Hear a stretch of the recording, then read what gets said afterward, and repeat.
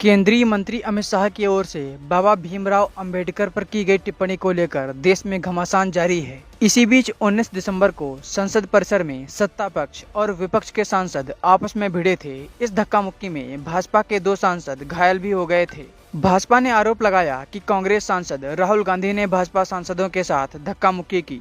इस घटना को लेकर अब समाजवादी पार्टी के नेता अखिलेश यादव का बड़ा बयान सामने आया है। अखिलेश यादव ने घायल सांसदों को लेकर बड़ा बयान दिया है, जिसे आप इस वीडियो में सुन सकते हैं।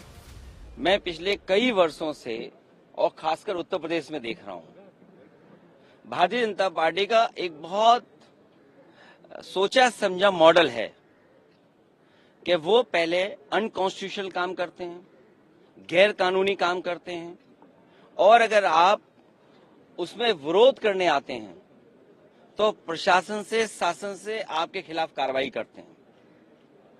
जिस तरह का भाव राज्यसभा में था वो बाबा साहब भीमराव अम्बेडकर जी का अपमान है।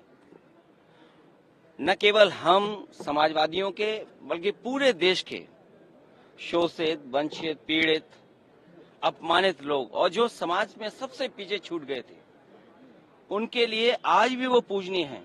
आप किसी भी गांव में चले जाएं पूरे देश में, आज भी बाबा साहब को पूजने का काम गांव के लोग करते हैं। गरीब,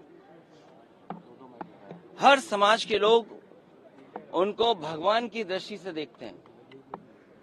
तो इस तरह की भाषा का इस्तेमाल करना न केवल निंदनीय है, बल्कि शब्दों को वापस लें और माफी मांगने की जो विपक्ष की बात है उसको मानना चाहिए सरकार को। और सच्चाई तो ये है कि जो व्यक्ति माफी मांग लेता है वो बड़ा होता है।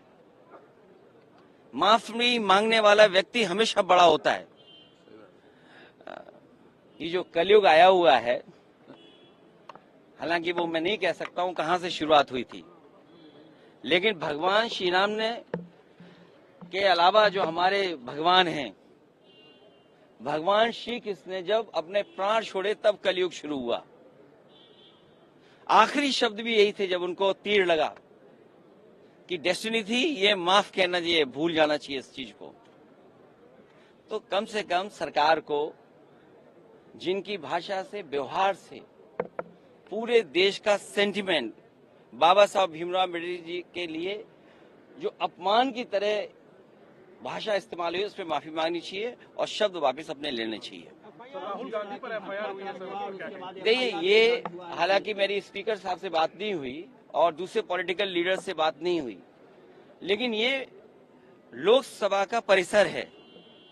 इसमें सबसे ज्यादा सुप्रीम अगर कोई है तो स्पीकर साहब हैं। अब सोचिए आप, बीजेपी के लोग तो स्पीकर के साहब के ऊपर भी चले गए। हालांकि मेरी किसी पॉलिटिकल